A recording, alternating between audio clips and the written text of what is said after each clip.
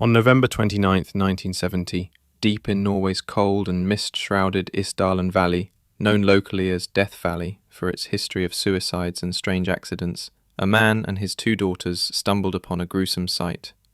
The charred remains of a woman hidden among moss-covered rocks.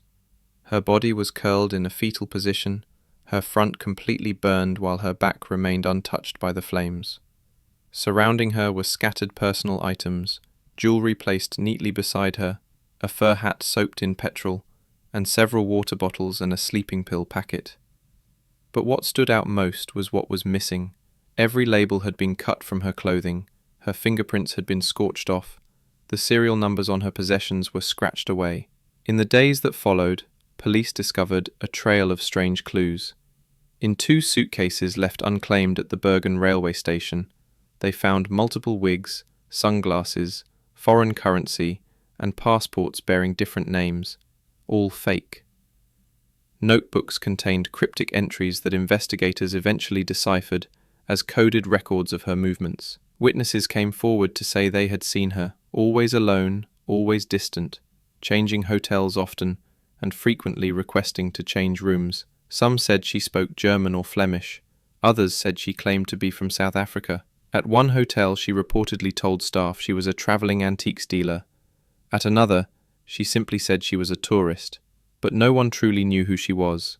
The autopsy revealed a high concentration of sleeping pills in her blood and soot in her lungs, proving she was alive when the fire was set. Her cause of death was officially listed as suicide, yet the evidence didn't quite add up. Why would someone burn themselves alive while heavily sedated? Why go to such extreme lengths to hide their identity? In the years since, conspiracy theories have flourished. Some believe she was a Cold War spy, possibly working for Mossad or a Warsaw Pact intelligence agency.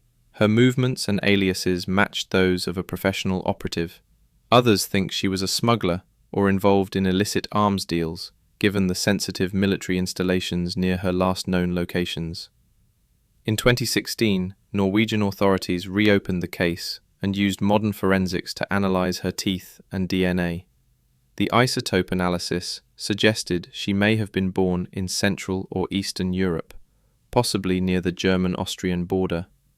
A facial reconstruction was released to the public in hopes of identifying her. Still no one came forward. No missing persons report matched her. No agency claimed her. To this day, the Isdalen woman remains one of Europe's most enduring mysteries, a nameless figure with a suitcase full of secrets, a fire that burned away her identity, and a trail of whispers that suggest her death was anything but ordinary. Even more strange were the inconsistencies in witness accounts.